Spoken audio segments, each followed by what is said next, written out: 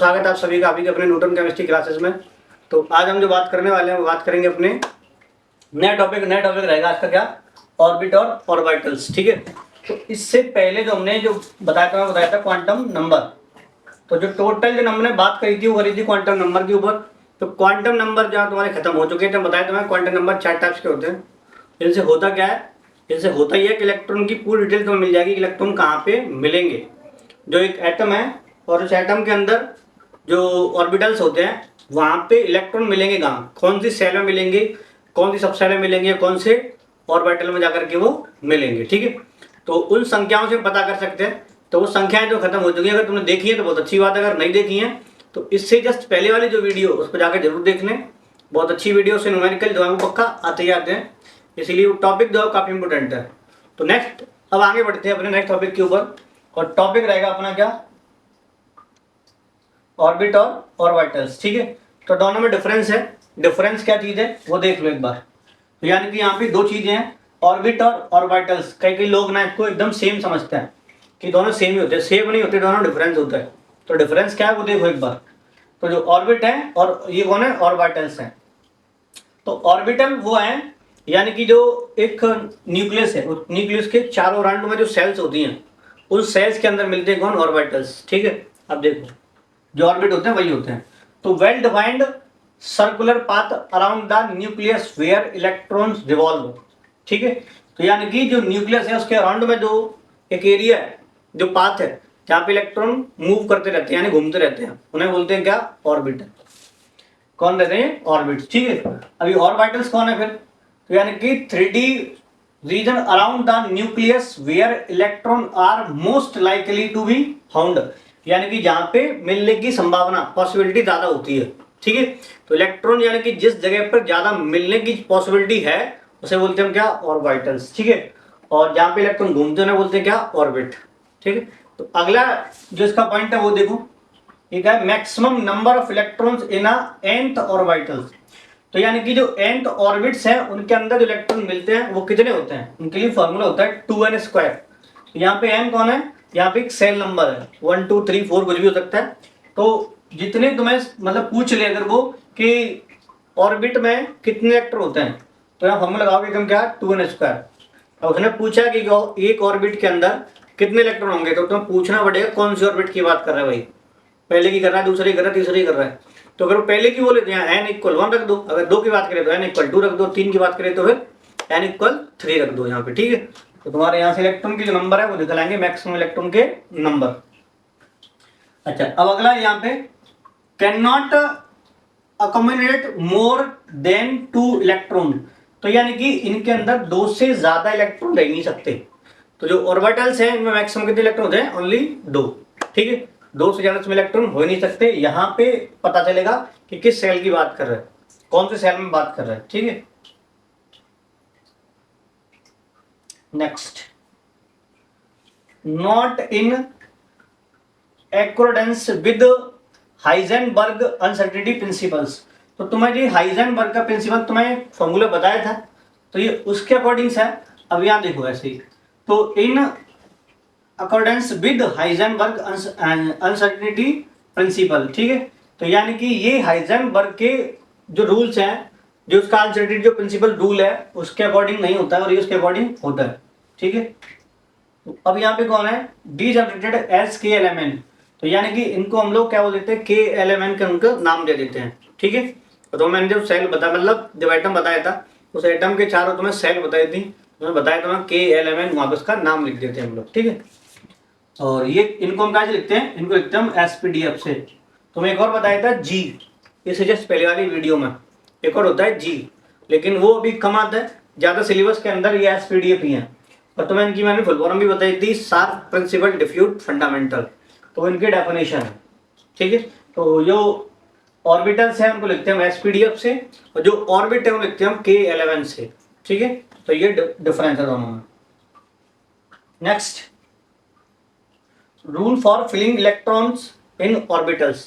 तो यानी कि रूल्स हैं जो इलेक्ट्रॉन को भरना है, किसके अंदर भरना है, किसके अंदर भरना है, ऑर्बिटल्स के अंदर। ठीक है, तो इनके ये कुछ रूल्स हैं, इनको देख लो एक बार कौन कौन से रूल है, फिर इनको डिटेल में जानेंगे हम लोग। ठीक है, तो यानी कि इलेक्ट्रॉन को हम ऑर्बिटल्स के अंदर किन रूल के अकॉर्डिंग भरते हैं, तो वो रूल ये है, एक ऑफ बाउ प्रिंसिपल है, और ये पाउली है, और दूसरे कौन है, हुंड। तो ये तीनों हैं, तो तीनों के यहाँ पे अलग अलग नाम दिए गए हैं, और इनके अलग अलग रूल्स भी हैं, वो हम देखेंगे अभी आगे चल के। ठीक है, एक एक करके सारे आएंगे। तो ये रूल्स हैं 3, याद रखना। तो पहला कौन है, ऑफ बाउ प्रिंसिपल।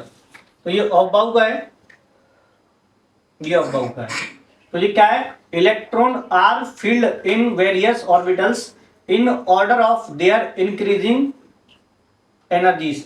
तो यानी कि एनर्जी के हम बढ़ते क्रम में इनको भर देते हैं। ठीक है, तो जो ऑर्बिटल्स हैं उनकी एनर्जी जितनी हायर होती चली जाएगी, मतलब सबसे पहले भरे जाएंगे उसमें जिसकी एनर्जी बहुत कम होगी, सबसे ज्यादा कम होगी, पहले इलेक्ट्रॉन उसमें भरेंगे, फिर उसके बाद अगली सेल में इलेक्ट्रॉन भरे जाएंगे। ठीक है, जो ऑर्बिटल्स हैं उनके अंदर बाद में आएंगे जो उनकी एनर्जी ज्यादा होगी, पहले मिनिमम एनर्जी, फिर उसके बाद वो मैक्सिमम एनर्जी तक जाएगा, धीरे धीरे मतलब इंक्रीज होता जाएगा यहाँ पे। ठीक है, energies of subshell of H like species. H like मतलब हाइड्रोजन की जैसे जो है, तो ये एच मतलब हाइड्रोजन है, हाइड्रोजन लाइक स्पीसीज, इसके जैसे जितनी स्पीसीज है उनके लिए बात कर रहे हैं। तो energy of single electron species depend only on the principal quantum number. तो जो एनर्जी है वो डिपेंड किस पे करेगी, ओनली प्रिंसिपल क्वांटम नंबर पे। प्रिंसिपल क्वांटम नंबर जिसको पता है वो समझ में आ जाएगा, तो नहीं पता है तो गड़बड़ मामला है कि प्रिंसिपल अब होता क्या है ना, तो ये तुम्हें देखना पड़ेगा। ठीक है, तो अब यहाँ पे देखो, अब उसके अकॉर्डिंग अगर यहाँ देखे एनर्जी लेवल तो ये होता है 1s 2s 2p 3s 3p 3d 4s 4p 4d 4f so on, ऐसे करके जल्दी चले जाते हैं। अब इनके अंदर मैक्सिमम एक के अंदर 2 इलेक्ट्रॉन आते हैं, इसीलिए बनता है कौन 1s2 2s2 2p6 3s2 3p6। अब ऐसे ही यहाँ पे जो देखा जाए ना, इनकी एनर्जी लगभग सेम है, लेकिन पहले इलेक्ट्रॉन भरे इसमें जाते हैं, इसीलिए आता है पहले 4s2 और देन 3d10। तो एनर्जी लेवल का जो है वो ये है, तो यानी कि अभी इससे ज़्यादा एनर्जी इसकी है, इन दोनों की लगभग सेम होती है अप्रोक्स में, ऐसे ही है दोनों हैं। तो अब इन दोनों की यहाँ पे सेम होती है, ऐसी मतलब 3 हो गए 3p वाले, 3s 3p और 3d 3 वाली, ये 4s वाली लगभग 4 इधर 4 लगभग 4। ठीक है, यानी कि इनकी एनर्जी का जो बढ़ता क्रम है उनके अंदर इलेक्ट्रॉन भरे जाते हैं। ठीक है, तो ये है तुम्हारा ऑफ बाउ रूल। देखो ये है, तो यहाँ पे 1s देन 2s फिर 3s फिर 4s, ऐसे यहाँ पे कौन है 2p 3p 4p, इधर कौन है 3d और 4d, इधर कौन है 4f। तो ये एनर्जी के इंक्रीजिंग ऑर्डर में ये रखा हुआ है। ठीक है, अब एक बार स्टेटमेंट भी देख लो एक बार। तो generated orbitals that have same energy, तो यानी कि जो सेम एनर्जी के जो मतलब ऑर्बिटल्स हैं वो जनरेट होते हैं। देखो जनरेटेड ऑर्बिटल्स यानी कि orbitals that have same energy, उनके अंदर क्या होता है, सेम एनर्जी होगी उनके अंदर। तो example in the given diagram 3s 3p and 3d are degenerated orbitals. ठीक है, तो इनके अंदर द्वारा से ये जनरेटेड होते हैं, इनके अंदर 3 के अंदर। तो 1 है तो 1s में सिंगल रहता है, 2s में 2 इलेक्ट्रॉन होते हैं, मतलब या 2s ईयर और 2p ईयर। ठीक है, ऐसे ही 3 वाले तो 3 वाले 3 टाइप में ये कन्वर्ट हो जाते हैं, 3s 3p और 3d में। ऐसे 4 वाले वो 4 में द्वारा से डीजनरेटेड हो जाते हैं, तो ये 4s 4p 4d और 4f। ठीक है, तो ऐसे करके ये होते हैं। तो यहाँ देखिए आप, different subshell have different energies which depend on. तो यानी कि जो डिफरेंट सेल्स हैं उनके अंदर डिफरेंट एनर्जी होती है, अलग अलग सेल के अंदर अलग अलग एनर्जीज होती है वहां पे। ठीक है, और डिपेंड किन पे करेंगे वो देखो। तो यहाँ प्रिंसिपल क्वांटम नंबर है और एजीमुथल क्वांटम नंबर है। अब ये पता होना चाहिए तुम्हें कि प्रिंसिपल क्वांटम नंबर क्या है और एजीमुथल क्वांटम नंबर क्या चीज है, इसीलिए मैंने बोला है कि पहले उसको जरूर जाके देख ले, सिर्फ जो पहली वाली वीडियो है, तभी तुम्हें उसके बाद ये समझ में आ पाएंगे। ठीक है, तो यानी कि जो सब सेल्स हैं उनकी जो एनर्जी है वो डिपेंड करेगी इन 2 क्वांटम नंबर पे, प्रिंसिपल पे और एजीमुथल क्वांटम नंबर पे। ठीक है, अब यहाँ से है, तो यानी कि n+l का रूल है, तो n+l रूल, और इसे हम क्या बोलते हैं, बोरवरी रूल्स बोलते हैं, उसको क्या बोलते हैं, बोरवरी रूल्स। देखो, तो lower value of n+l lower will be increase of सब सेल। ठीक है, तो यानी कि n+l की वैल्यू जितनी लोअर होगी तो ऐसे ही इनकी जो एनर्जी लेवल है वो भी लो होगा। अब ऐसे यहाँ पे देखो, तो two subshell with same n plus L value, अगर दो सब सेल हैं उनके लिए अगर n प्लस एल की वैल्यू अगर सेम हो जाए तो फिर किनकी होगी, तो फिर उनके लिए अलग से दिया गया है। तो subshell with lower n value has lower energy, ठीक है। तो यानी कि पहले हम देखेंगे क्या, n प्लस एल, अगर जो दो तुम्हारे पास ऑर्बिटल्स हैं, दो तुम्हारे पास कौन है, ऑर्बिटल्स यानी कि सबसेल्स है जो है, तो दो तुम्हारे पास जो सबसेल्स हैं, n प्लस एल की वैल्यू पता करोगे, तो जिनकी n प्लस एल की वैल्यू कम होगी उसी में क्या होगा कि उनकी एनर्जी कम होगी, तो पहले इलेक्ट्रॉन जो है उसमें भर देंगे। अगर बाई द वे मान लो कि दोनों की एनर्जी सेम हुई तो फिर क्या करेंगे, तो फिर उसमें भरेंगे जिसमें n की वैल्यू कम होगी, ठीक है।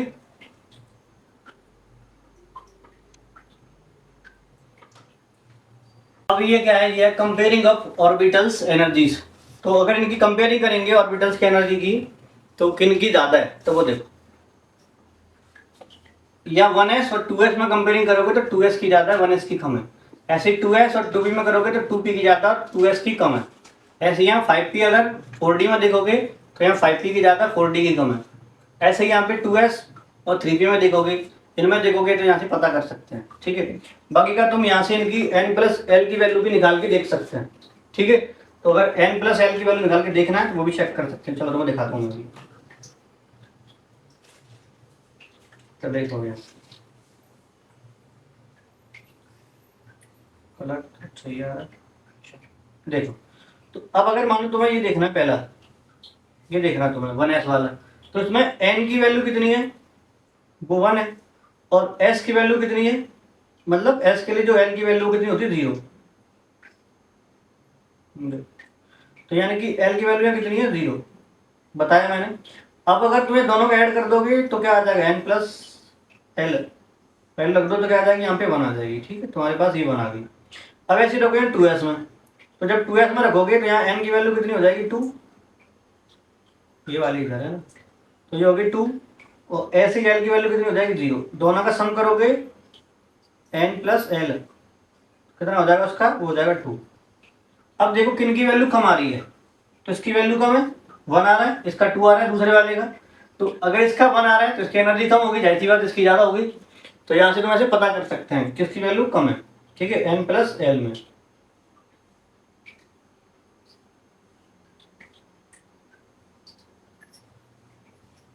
दूसरे के देखना चाहो तो दूसरे के भी देख सकते हैं। तो दूसरे की तो मैं दिखाऊँ, देखो। अब यहाँ मान लो कि ये वाला लेते हैं हम 2s वाला, तो यहाँ n की वैल्यू कितनी हो जाएगी 2, और l की वैल्यू कितनी 0। दोनों का सम करोगे तो 2 आ जाएगी। अब ऐसे इसमें देखो, तो यहाँ n की वैल्यू कितनी है 2, और l की वैल्यू कितनी है 1, तो p के लिए 1 होती है। दोनों का सम करोगे तो कितनी आ जाएगी 3। देन अगेन इसकी ज़्यादा होगी, तो इसकी ज़्यादा होगी तो फिर देखो ये इसका मुंह भी तुम्हें इधर दिख रहा होगा, ग्रेटर देन 1 गया, तो यानी कि इसकी एनर्जी कम होगी तो पहले इलेक्ट्रॉन इसमें भरा जाएगा, ठीक है। अगर इन दोनों बात करें तो पहले इसमें भरा जाएगा 1s में, देन उसके बाद 2s में, है तब भरे जाएंगे ऐसे 1s 2s। तो ये चीज़ है, समझ में आ गई होगी। तो अगर ये n प्लस एल की वैल्यू बाई जब सेम हो जाती तो फिर इसमें भरते, इसमें n की वैल्यू कम होती फिर उसमें भरते, ठीक है। आई होप तुम्हें यहाँ तक कोई डाउट बचा नहीं होगा। अभी कोई डाउट हो तो कमेंट करके बता देना फिर मुझे, ठीक है। तो यहाँ से आगे चलते हैं फिर। तो यहाँ पे energy of subshells of multi electron species, वो हाइड्रोजन लाइक था, इस बार मल्टी इलेक्ट्रॉन स्पेसिस है जिनके अंदर इलेक्ट्रॉन ज्यादा भी होंगे, ठीक है। तो यहाँ पे देखो 1s 2s फिर 1 आ गया, देखो एनर्जी लेवल अलग हो गया। यहाँ पे सबसे कम, थोड़ा ज्यादा, उससे ज्यादा, फिर उससे ज्यादा, फिर उससे ज्यादा और उससे ज्यादा, ऐसे करके इनका लेवल अप होता जाएगा। तो 1s 2s 2p 3s 3p 4s 3d और 4s आ गया। तो यहाँ पे इलेक्ट्रॉन जो है वो पहले भरा जाएगा, यहाँ पे बाद में भरा जाएगा, ठीक है। यहाँ पे बाद में, उसमें पहले। चलो आगे देखते हैं। तो ये इसका इलेक्ट्रॉनिक कॉन्फ़िगरेशन अच्छे से देख लो, बना लेना, ठीक है। स्क्रीनशॉट ले लेना इसका। यहाँ पे सारे 1 वाले हैं, यानी गैस वाले हैं, 1s 2s 3s 4s 5s 6s 7s और 8s। उसके बाद आते हैं p वाले, तो 2p 3p 4p और 5p और 6p और 7p। उसके बाद आते हैं डी वाले, तो 3D 4D 5D और 6D। उसके बाद आते हैं F वाले, तो 4F और 5F। एनर्जी लेवल के हिसाब से देखोगे तो यहाँ से पहले इसका नंबर आएगा, फिर उसके बाद इसका, फिर इसका नंबर आता है, फिर इसका, ऐसे करके। तो और यहाँ से लाइन बनी हुई है बकायदा, और तुम्हारी बुक में भी होगा ही, एनसीईआरटी वाली में भी, उसमें भी है, तुम आराम से उसमें देख सकते हो। ठीक है,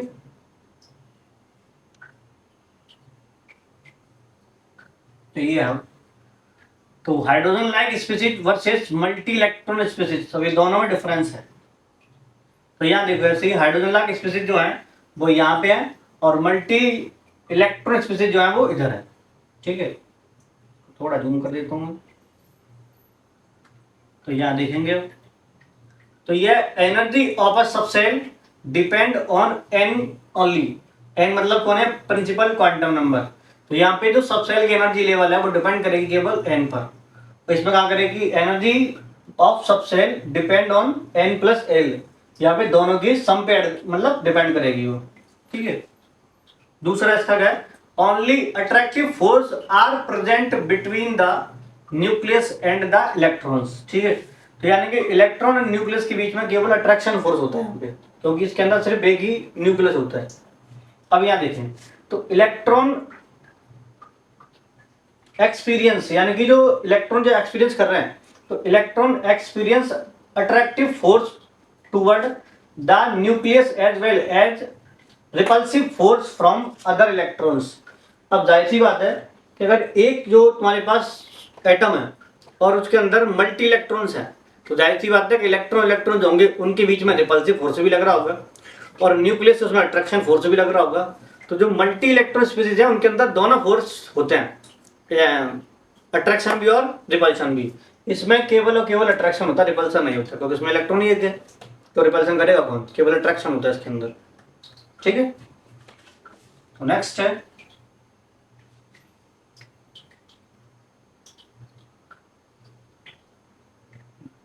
देखो, तो वन इलेक्ट्रॉन स्पेस है ये। अब यहाँ देखो, ये पूरा एक न्यूक्लियस है, मतलब एक एटम है, यहाँ न्यूक्लियस में पॉजिटिव चार्ज बना हुआ है, इलेक्ट्रॉन यहाँ वो लगाते हैं, मूव कर रहा है, एकदम काट के दिखाया गया है, कटा हुआ नहीं होता है। तो यहाँ पे जो सेल नंबर 1 है, इसीलिए इसमें n = 1 दिखा दिया, तो यहाँ पे n = 2 दिखा दिया। ठीक है, तो there is only attractive force here. तो यहाँ केवल इसमें कौन है? ओनली अट्रैक्शन फोर्स है, रिपल्शन फोर्स का कोई चक्कर ही नहीं है इसमें, क्योंकि दूसरा इसमें कोई इलेक्ट्रॉन है ही नहीं, तो केवल इसमें ओनली ऑन अट्रैक्शन लग रहा है। ठीक है, अब यहाँ देखो, तो यहाँ पे मल्टी इलेक्ट्रॉन स्पीसीज है। अब यहाँ न्यूक्लियस है, अब यहाँ शील्डिंग जो इलेक्ट्रॉन्स हैं, अभी शील्डिंग इलेक्ट्रॉन क्या होते हैं बाद में बताऊंगा तुम्हें। तो यहाँ देखो, अभी n = 1 वाली सेल है, n = यहाँ पे 2 सेल है। ठीक है, अब यहाँ इलेक्ट्रॉन्स देखो, तो यहाँ इलेक्ट्रॉन है, इधर भी इलेक्ट्रॉन, इधर भी इलेक्ट्रॉन, इधर भी इलेक्ट्रॉन, और ये भी इलेक्ट्रॉन है। अब यहाँ इन दोनों के बीच में फोर्स लग रहा है, कौन सा? अट्रैक्शन। लेकिन इन दोनों के बीच में कौन सा फोर्स लगेगा? वो लगेगा रिपल्शन।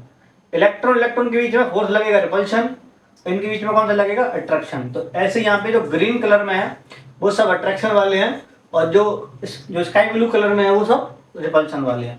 ठीक है, तो यहाँ पे अट्रैक्टिव फोर्स और रिपल्सिव फोर्स है। यहाँ पे तुम्हें दिखा भी दिया है, जो अलग अलग कलर तुम्हें दिखा दिए कि ऊपर जो कलर मैच कर रहा है इसमें वो रिपल्शन है, दूसरा कौन है? यहाँ पे अट्रैक्शन है। ठीक है, याद रखना। अच्छा, अब यहाँ पे कौन है? शील्डिंग इलेक्ट्रॉन क्या होते हैं? तो यहाँ पे होता है शील्डिंग इफेक्ट। कौन होते हैं? Shielding effect. शील्डिंग इफेक्ट का मतलब क्या है? अब जैसे मान लो कि एक ये इलेक्ट्रॉन है, ठीक है, अब याद रखना ये इलेक्ट्रॉन है, इस इलेक्ट्रॉन के ऊपर जितने भी जो इलेक्ट्रॉन्स और हैं, अदर जो इलेक्ट्रॉन है, वो इसके ऊपर रिपल्सन फोर्स लगा रहे हैं। तो जो रिपल्सन फोर्स लग रहा है, तो इसे हम क्या बोलते हैं? शील्डिंग इफेक्ट बोलेंगे। और जिस इलेक्ट्रॉन पे लग रहा है उसे बोलते हैं शील्डिंग इलेक्ट्रॉन। क्लियर? ये भी आगे काम आएगा तुम्हारे। तो ये है पाउली बाबा। ठीक है, तो ये कौन है? पाउली। अब इनके अकॉर्डिंग भी देखेंगे इलेक्ट्रॉन भरे कैसे जाते हैं। ठीक है, तो ये 3 रूल तो बताए थे मैंने अभी, तो यहाँ तीनों आएंगे। तो देखो, अब ये क्या है? No 2 electrons in an atoms can be have the same set of all 4th quantum numbers. ठीक है, तो इसने क्या बोला है कि यानी कि दो इलेक्ट्रॉन्स हैं जो एक ऑर्बिटल्स के अंदर है, मतलब देखो, no 2 electron in a orbit can have the same set of all 4 quantum number. तो यानी कि जो एक सेल के अंदर, एक ऑर्बिटल्स के अंदर जो 2 इलेक्ट्रॉन हैं, उनके लिए चारों क्वांटम संख्याएं जो हैं, चारों क्वांटम संख्याओं का जो सेट है वो सेम नहीं हो सकता। उसमें 3 सेम हो सकती है, बट चौथी उसमें यानी कि वो अलग होनी होनी पक्की बात है। ठीक है, तो अब ये देखो, ये बताया किसने? पाउली ने।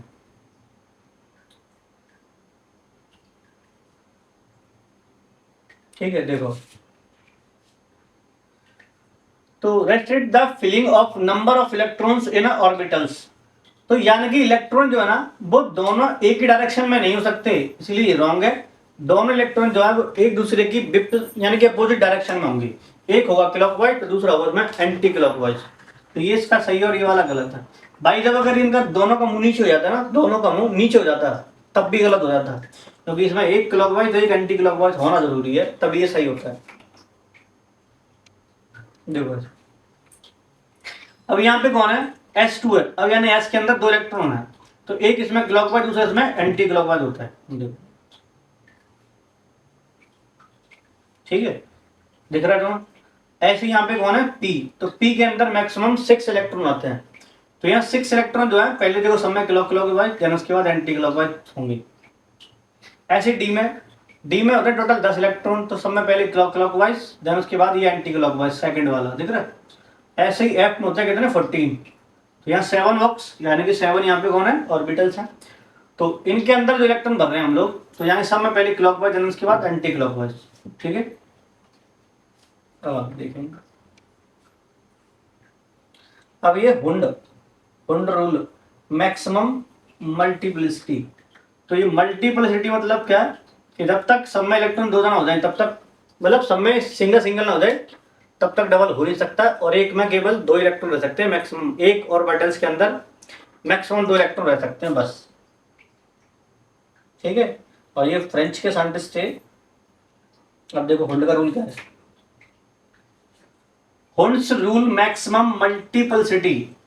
तो देखो, no electron pairing take place in the orbitals in a subshell. ठीक है, until each orbit is occupied by 1 electron with a parallel species। तो यानी कि पैरेलल स्पेस में जब तक सब में एक ना हो जाए तब तक उसमें डबल हो ही नहीं सकता है। ठीक है, ये बताया था किसने? हुंड ने। ठीक है, तो Hund's rule in a empiricals rule. तो आज के लिए इतना काफी है, आगे फिर मिलेंगे नई वीडियो के साथ में। तो आगे जो टॉपिक रहेगा वो रहेगा तुम्हारा इलेक्ट्रॉनिक कॉन्फ़िगरेशन। ठीक है, तो आज जो हमने देखा वो क्या देखा हमने कि इलेक्ट्रॉन की फिलिंग, इलेक्ट्रॉन भरते कैसे हैं। ठीक है, तो आज के लिए इतना ही। आज के लिए बता चाहूँगा, वीडियो पसंद है लाइक जरूर करें, चैनल सब्सक्राइब कर देना, वीडियो को शेयर करें जिससे ये और लोगों तक भी पहुँच पाए। ठीक है, चलो फिर मिलता हूँ नई वीडियो साथ में। फिलहाल बता चाहूँगा, बाय बाय।